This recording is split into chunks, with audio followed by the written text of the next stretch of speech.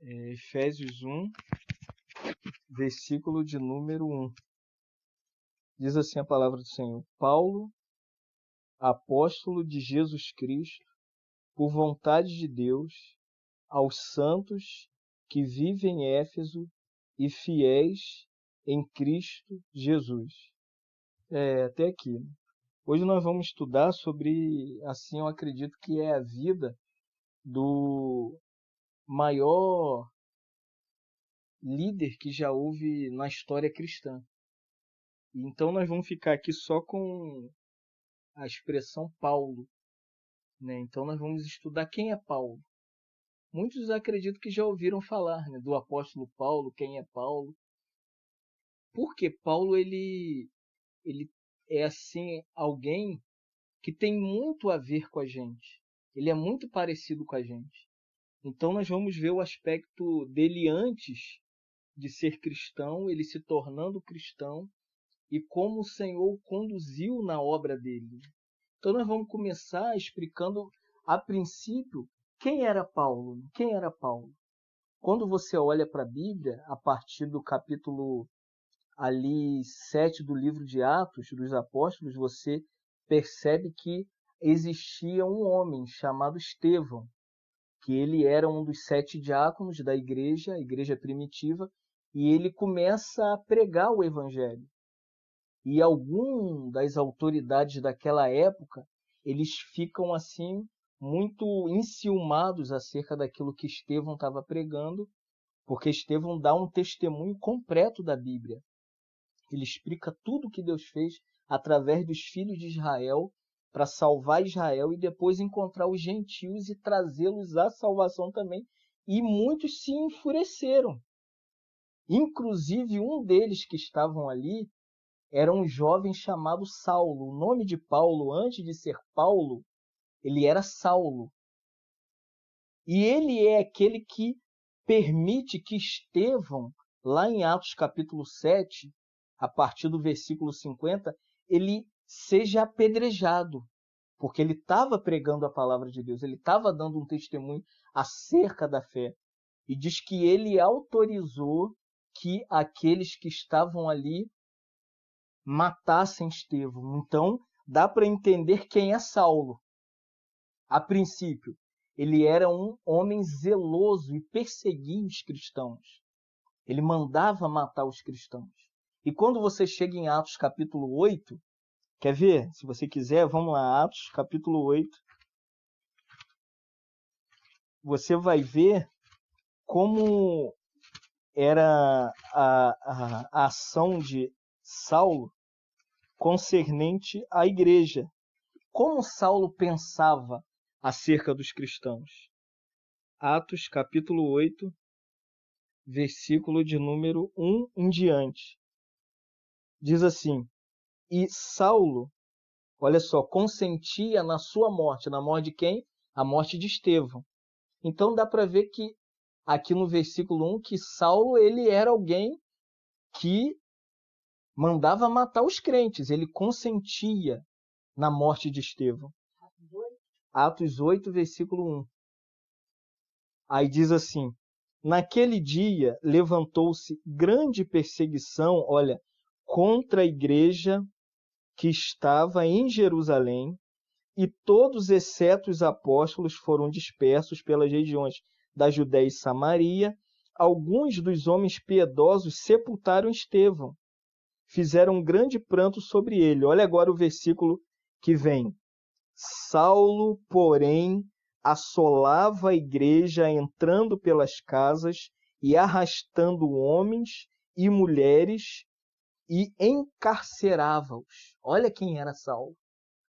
Percebe? Ele, além de permitir que os outros fossem assassinados, ele também entrava na casa dos cristãos e levava os cristãos e aprisionava os cristãos.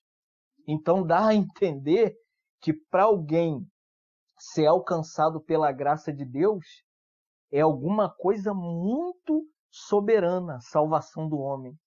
Quem Deus quer salvar, ele vai salvar. Olha Saulo, assassino, perseguia os crentes, encarcerava os crentes, mas a Bíblia diz no capítulo posterior, capítulo 9 do livro de Atos, que ele ainda assim, depois de Estevão morto, ele ainda continua assolando a igreja. O que ele faz? Ele vai e pede carta aos principais sacerdotes para ir perseguir uma outra igreja que estava em uma outra cidade chamada Damasco.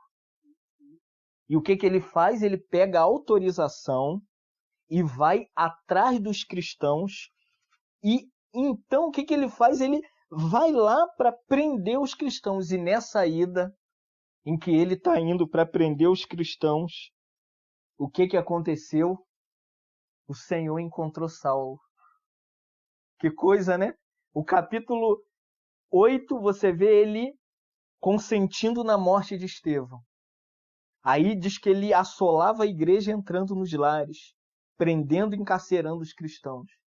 Em Atos capítulo 9, aquele que se tornou Paulo, que era Saulo, encontrou o Senhor no caminho de Damasco. E quando o Senhor apareceu para Saulo, lá no caminho de Damasco, é muito interessante que quando ele estava indo de caminho a Damasco num cavalo, junto com aqueles que participavam, né, dessa situação de prender os cristãos, ele viu uma grande luz e ouviu uma voz. E ele caiu no chão. E a voz do céu, que era a voz de Jesus, falou: Saulo, Saulo, por que me persegues? Aí ele perguntou: quem és tu, Senhor? E o Senhor disse para ele: eu sou Jesus a quem tu persegues. Olha que coisa interessante. Ele estava perseguindo Estevão, os cristãos, aprisionando, e Jesus disse que quem persegue os cristãos está perseguindo Jesus. Tamanha a identificação que existe entre a igreja e Cristo é a igreja. Se os cristãos estavam sendo perseguidos, assolados e mortos, Jesus também estava junto com eles. E Saulo ali, ele fica entediado no caminho de Damasco, e Jesus fala: você está me perseguindo. E ele reconhece que aquela voz era a voz do Senhor. Quem és tu, Senhor?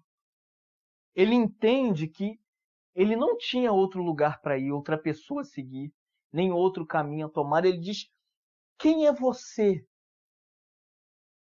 Quem és tu? A palavra Senhor, no grego, significa meu dono, o meu possuidor, a quem eu pertenço.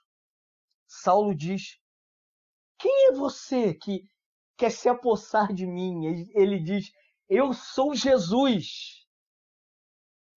Alguém que sabe o significado do nome Jesus? Tem um significado muito bonito. Se lembra lá de Mateus capítulo 1, versículo 21? Tem um significado do nome Jesus. Jesus significa a salvação de Deus. O que significa Jesus? A salvação de Deus. Quando Jesus, fala para Saulo: eu sou Jesus, ele está dizendo: eu sou o seu Salvador. Que coisa interessante, né? Um homem como Saulo, assassino, né, que respirava ameaças contra a igreja, ele foi salvo. Isso mostra que Deus tem poder para salvar quem Ele quer, na hora que Ele quer, no momento que Ele quer. Pode ser a pior pessoa, a mais hostil, a mais baixa, a pessoa como Saulo. Nós não salvaríamos Saulo. Quem salvaria Saulo aqui? Eu não salvaria. Ainda mais o que ele fazia com os crentes. Assassinava, mandava apedrejar, arrastava os crentes pela rua. Mas Jesus é soberano na salvação dos homens. E Jesus quis salvar Saulo. Então essa é a primeira coisa. Ele reconhece quem é Jesus, Jesus o salva, só que Jesus diz para ele: entra na rua chamada direita, que lá você vai encontrar a casa de um homem chamado Judas o Justo. Entra lá. E o que ele fez? Ele foi para lá. Quem estava com ele, quando ele caiu do cavalo, ele ficou cego. Por causa da luz, ele viu a luz e ficou cego. Então guiaram Saulo até a casa de Jesus o Justo. Quando ele chegou lá, o que ele foi fazer? Ele foi orar. A Bíblia diz, aqui em Atos capítulo 9, depois Atos capítulo 22, você pode ler Atos 9 todo, depois Atos capítulo 22 todo, você vai encontrar esse testemunho da salvação de Saulo. O que ele fez quando foi salvo? Ele ficou cego e orava. Orava o quê? Se arrependendo, irmão. Um dos princípios que Deus quer nos salvar é, primeiramente, a gente precisa ter o coração contrito diante do Senhor. Senhor, olha a minha vida. Olha quem eu era. Olha o que eu fazia. Olha o meu coração como estava distante do Senhor. Olha a minha situação, Senhor. E Saulo colocou para Deus. E ali, naquele momento em que ele orava, depois de 3 dias, quem chegou lá? Um irmão chamado Ananias. Um dos irmãos da igreja. E quando ele olhou para Saulo, ele disse assim: Saulo, irmão. Ué, ele era perseguidor, matava os crentes. Mas o Senhor o encontrou no caminho de Damasco. E quando o Senhor nos encontra, o Senhor nos dá o coração de arrependimento. O Senhor nos salva e nós tornamos-nos irmãos. Já viu que as pessoas falam assim? Irmão Fábio, irmã Joana, irmã Ângela. Por que as pessoas nos chamam de irmãos? Sabe por que nós somos irmãos? Porque Jesus nos encontrou e nos salvou. E nós somos irmãos não porque nascemos na mesma família aqui. Ninguém é da mesma família. O que nos une? A nossa irmandade é porque nós pertencemos à família de Jesus Cristo nessa terra. Tantos conflitos em família, tantos problemas em família, tantas situações negativas em família, mas quando Saulo encontrou Jesus no caminho de Damasco, foi salvo, ele ficou cego, orava ali durante 3 dias, Ananias chegou ali na casa de Jesus o Justo, Ananias olhou e falou assim: Saulo, irmão, Jesus me enviou aqui. Olha que coisa interessante, ele chama Saulo de irmão e de Jesus me enviou para você. Para quê? Para colocar as mãos sobre os olhos dele e ele começou a ver. E disse: levanta-te, recebe o batismo e seja batizado invocando o nome do Senhor. Que coisa interessante. Olha, a conversão. Olha que coisa interessante isso aqui que eu vou falar agora. A conversão, ela nos dá direito a nós nos tornarmos filhos de Deus. Como? Entrando na igreja que é o corpo de Cristo. Como que nós entramos na igreja? Primeiro, o Senhor nos levanta da nossa posição caída, rude, distanciada da presença de Deus. Por isso que Ananias falou para Saulo: Saulo, levanta, recebe visão. A primeira coisa que Deus dá a um cristão é uma nova visão. Você não enxerga mais as coisas como era antes. Você não ama mais as coisas que você amava antes. Você passa a olhar para as coisas com um novo olhar. Você olha para o mundo não como você olhava. Você olha para a sua família não mais como você olhava. É uma nova visão. Que visão é essa? É a visão de Cristo. Agora você passa a ver como Cristo vê. Você passa a enxergar como Cristo enxerga. Isso é conversão. E a partir dali, o que acontece? Olha que coisa interessante. A partir da conversão de Saulo no caminho de Damasco, um novo horizonte surge para Paulo. Ele agora não é mais Saulo. A palavra Saulo, no original grego, significa um homem grande. Ele era grande na religião, em tudo que ele fazia, perseguia crente, matava crente, cheio de poder em si mesmo. Mas à medida em que Saulo encontrou o Senhor, Deus dá um novo nome para ele, Deus chama ele de Paulo. A palavra grega para Paulo, sabe o que significa a palavra Paulo? Tão cotidiana, né? Você escuta, o Paulo. Você sabe o que significa o nome Paulo na Bíblia? Um homem pequenino. Que coisa interessante, né? Saulo é um homem grande. Paulo é um homem pequeno. Porque ele só é grande diante do Senhor, na presença do Senhor, com o Senhor. Por isso que João 3,30 diz assim, que ele cresça e que eu diminua. Né? A gente precisa deixar o Senhor crescer em nós e a gente virar Paulos. Pessoas pequenas que dependem do Senhor, que vivem para o Senhor. Isso é, a princípio, quem era Saulo. É a primeira parte, a conversão dele. E qual é a segunda? Abre em Atos capítulo de número 13, que você vai ver quem é Paulo. Depois da conversão, Atos capítulo de número 13, a partir do versículo 1. Por exemplo, quando uma pessoa se converte, quando ela, tem a visão de quem Cristo é, ela passa a conhecer o Senhor, ela é batizada, ela se torna um cristão genuíno. O que aconteceu com ele e agora onde ele vive? Claro, ele tem seu lar, ele tem família, ele tem filhos, ele tem tudo, ele ou ela. Mas há uma coisa que é muito peculiar para os filhos de Deus, aonde eles devem estar e com quem eles devem estar.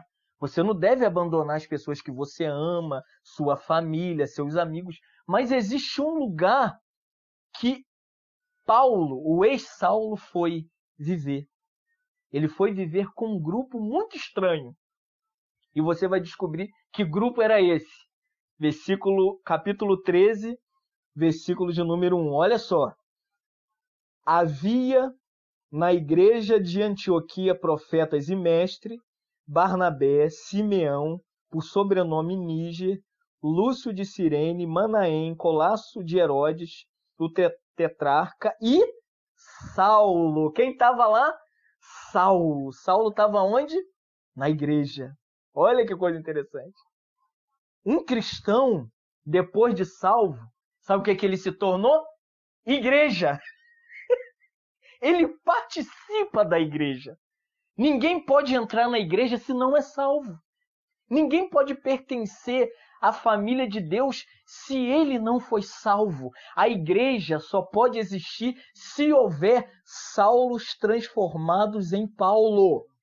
Por isso que tem muito falso crente na igreja. Continua sendo Saulo na igreja. Nunca virou Paulo. Então tem muito Saulo que não é Paulo. E a gente precisa entender que o lugar de cristão é na igreja, é como igreja, vivendo como igreja. E o que um cristão, depois de salvo, na igreja faz? O que faz? Versículo 2, 13:2. Olha isso, irmãos. Depois de salvo, regenerado, está sendo santificado, Saulo está onde? Na igreja em Antioquia, não é isso? Fazendo o quê? E servindo ele ao Senhor. Olha, que coisa interessante. Só pode servir ao Senhor quem foi salvo. Ninguém vai servir o Senhor se não foi salvo. Por isso que tem tantas pessoas assim entediadas na igreja, quando a tal liderança diz para ele, você tem que fazer isso. E ele começa a dizer que não vai fazer isso, é um sinal que ele nunca foi salvo, que ele nunca encontrou o Senhor, que ele ainda é só um Saulo. Ele nunca se tornou um Paulo, porque um salvo está na igreja para servir ao Senhor. O que é servir o Senhor? Você já ouviu as pessoas falarem assim? Ele é um servo do Senhor. E um servo do Senhor. Você já se perguntou, o que é isso, servo do Senhor? Por que as pessoas falam assim?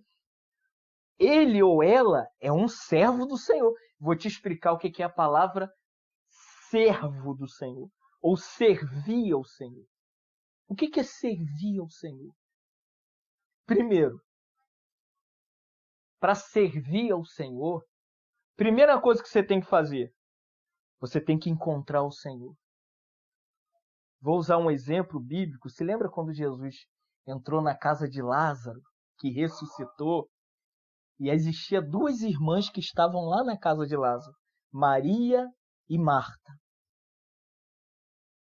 Imediatamente, quando Jesus entrou, Marta correu para a cozinha para fazer as coisas para as pessoas que ali estavam. E Maria foi para os pés do Senhor. O que é servir ao Senhor? Primeiramente, ficar aos pés do Senhor. Aprender a ouvir a voz do Senhor. Aprender a vontade do Senhor. Aprender a se submeter ao Senhor. Servir ao Senhor não é logo sair para limpar banheiro de igreja, para dar comida para pobre, como assistente social da igreja. Não é ficar na porta da igreja como diaconisa ou diácono. Não é logo pegar e fazer um estudo bíblico e começar a pregar na igreja. Servir ao Senhor é como Maria, que Jesus entrou na casa de Lázaro. Maria quedou-se aos pés de Jesus. E o que Marta falou? Senhor, acaso tu não vê que eu estou atarefada e a minha irmã está aí aos seus pés? E Jesus falou para Maria, Maria, ela escolheu a melhor parte, Marta. Olha, ou seja, Jesus mostra que entre Marta e Maria, servir ao Senhor não é primeiro fazer, é primeiro estar com o Senhor. É viver perto do Senhor, é amar o Senhor, é se entregar ao Senhor, é ser dele. Por isso que a igreja está cheia de atividade. Todo mundo faz tudo sem ser do Senhor, sem buscar o Senhor, sem ter um coração pelo Senhor, sem ter um sentimento de que o Senhor é tudo para ele. Mas ele faz. Ele dá o dízimo, ele dá a oferta, ele limpa a igreja, entre aspas, ele fica na porta como diácono ou diaconisa, mas não é como Maria, que escolheu. Jesus falou que a melhor parte Maria escolheu. Qual é a parte que nós queremos escolher nessa noite? É servindo ao Senhor, como Saulo. Olha quem é Paulo.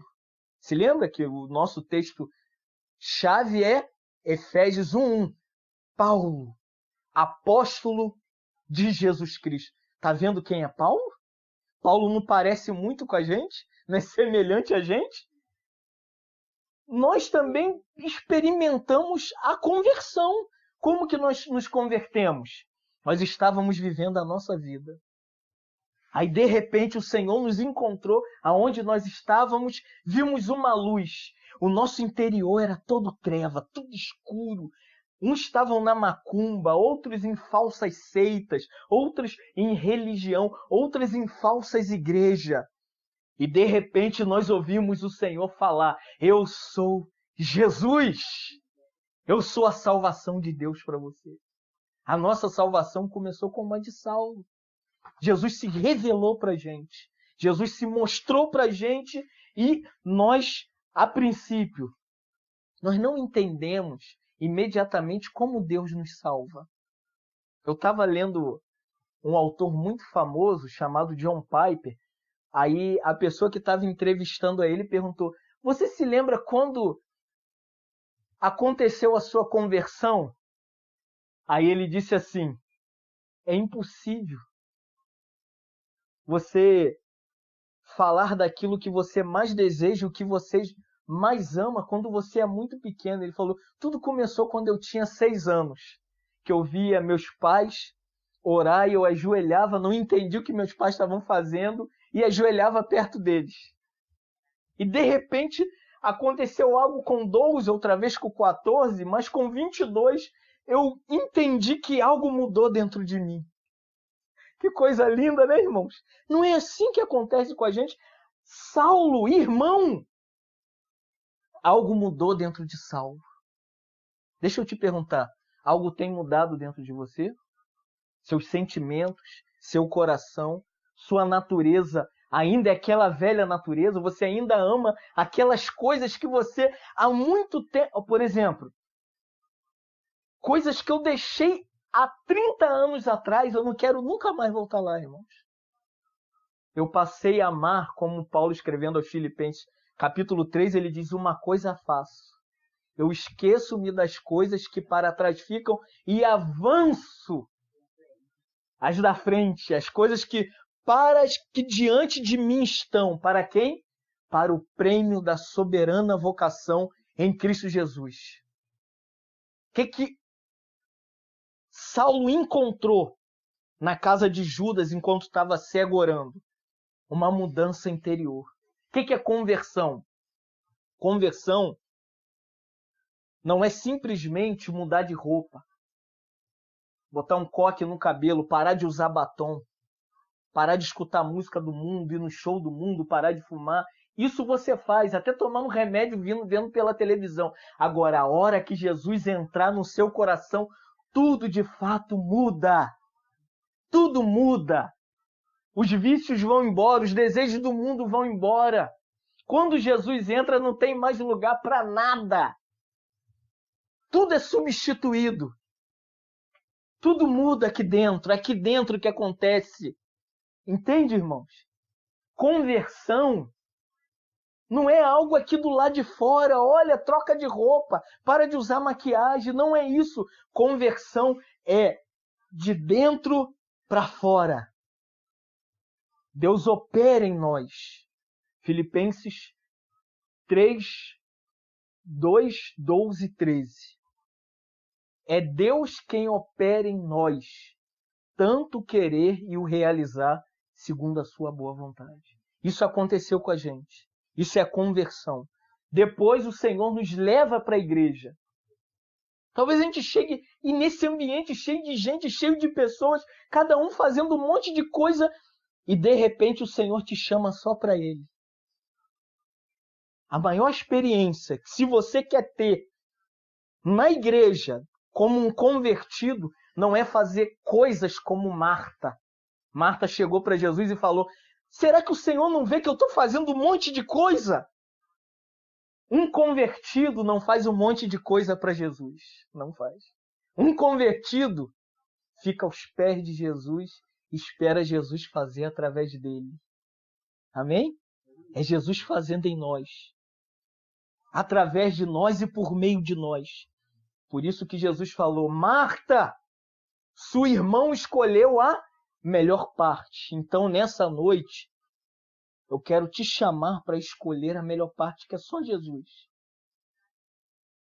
Esse é Paulo, de Efésios, capítulo 1, versículo 1. Paulo, apóstolo de Jesus Cristo. Viu quem é Paulo? Muito semelhante a gente. Parece que Paulo é um gigante espiritual, né? Um homem muito iluminado. Não, irmãos. Sabe quem é Paulo? Paulo é um homem como qualquer outro homem, mas ele encontrou o Senhor. Ou melhor, o Senhor o encontrou. E através desse encontro dele com o Senhor, tudo mudou para o lado de dentro. E, consequentemente, as coisas de fora foram tomando novo ambiente na sua vida. Ele olhava para a família com um novo olhar. Olhava para a igreja com um novo olhar. Olhava para os filhos dele com um novo olhar. Então, por isso que eu não acredito que eu possa converter ninguém. Quem foi atrás de Saulo foi Jesus. Saulo estava indo matar crente. Não era assim onde nós estávamos? Nós estávamos indo para o baile. Outros estavam indo para macumba, todo de branco. Outros estavam numa religião falsa chinesa. E de repente o Senhor envia pessoas. Ou aparece pessoalmente para a gente. E nós entramos naquilo que a Bíblia chama de conversão. Então é assim que a Bíblia explica, irmão, quem é Paulo. Quando você se lembrar de você, olhe para Efésios 1, capítulo 1, versículo 1, e lembra se Deus chamou e salvou Paulo, que era Saulo, um homem grande, Saulo, se lembra que eu falei? E tornou ele Paulo, um homem pequeno, mas convertido, na igreja, servindo ao Senhor, viu? Convertido na igreja, servindo ao Senhor. Se Deus fez em Saulo, Ele pode fazer na gente, amém? Ele pode nos converter. Por isso que eu não venho aqui para converter ninguém, Beth. Eu venho aqui porque eu sirvo o Deus de Paulo. E Ele pode converter o nosso coração. Por isso que nós não fazemos campanha de libertação. Nós não ficamos gritando, sai diabo, sai Satanás. Não. Nós acreditamos no Deus da Bíblia, no Deus da palavra. E acreditamos que esse Deus tem poder de converter as pessoas. Por isso que em Romanos, Paulo, depois de convertido, escreveu para as igrejas, ele diz assim, não depende de quem quer ou de quem corre, mas de Deus usar a sua misericórdia. Sabe quem está aqui nessa noite pregando para vocês? Se eu contar a minha história, vocês caem para trás. Quem eu era, que eu não vou contar. Eu sou pior do que Saulo. Mas fui alvo da misericórdia de Deus. Eu sei de onde Deus me tirou. Sou alvo da misericórdia. Por isso que Lamentações de Jeremias 3:23 diz assim, as misericórdias do Senhor são a causa de não sermos consumidos. Sabe por que você está aqui? Não é porque você é bom, não é porque eu sou bom. Nós estamos aqui por causa da misericórdia de Deus. Amém? Vamos orar. Te louvamos, Senhor, nessa noite pela grandeza da sua salvação. Tu tem encontrado homens como Saulos, me encontrou outros e irá encontrar tantos outros, e tu mesmo chamarás essa pessoa pelo nome e se revelarás a ela. É por isso que somos cristãos, porque acreditamos no Deus pessoal que aparece, como diz lá que Deus apareceu ao nosso pai Abraão. Apareça para nós nessa noite, se revela a nós, revela-se ao nosso coração, revela aquilo que somente Tu podes no mais profundo do nosso ser, Senhor. Como Saulo ficou cego, Tu usou pessoas para guiá-lo até a casa de Judas. E ele ficou orando, se arrependendo. Nos dá arrependimento porque nem o arrependimento que temos é nosso. O mínimo que temos é remorso dos nossos pecados, que voltamos a cometer. Mas o arrependimento segundo Deus, a misericórdia de Deus, produz esse arrependimento de salvação. Nos dá o seu arrependimento nessa noite, Senhor. Para que possamos nos arrepender dos nossos pecados. Como Saulo, que quando Ananias entrou ali, disse, Saulo, irmão, aleluia, porque Deus tem poder de nos fazer irmãos. Eu não tenho, Senhor, mas Tu pode nos fazer irmãos aqui, como tem nos feito. E nos colocar na igreja, não para fazer atividade, não é para tocar na banda da igreja, para ser diácono da igreja, para limpar a igreja, ser porteiro, mas é para servirmos ao Senhor. É para estarmos aos pés do Senhor como Maria, que escolheu a melhor parte. E acredito que deixamos muitas coisas nessa noite para estarmos aqui aos seus pés, não ouvindo o Fábio pregar, mas é para ouvir o Senhor. E o Senhor é a nossa melhor porção nessa noite. Abençoa cada um que aqui está, Senhor. É o que oramos em nome de Jesus, ó Pai. Amém.